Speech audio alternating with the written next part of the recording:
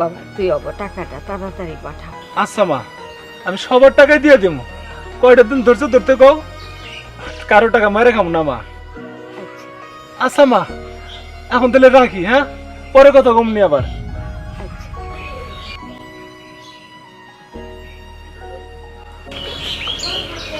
হায় রে প্রবাস জীবন রে, কেউ প্রবাসী করে কষ্ট বোঝে না।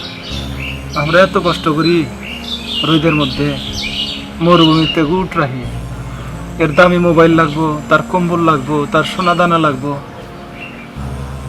কই থেকে দেবো, কয় টাকা বেতন পাই? কিন্তু সবারই শান্ত করে রাখুন লাগে। যারা প্রবাসে থাকে, দেশের থেকে মানুষ এই কষ্টগুলো বোঝে না। তারা মনে করে বিদেশে গেলে খালি টাকা আর টাকা।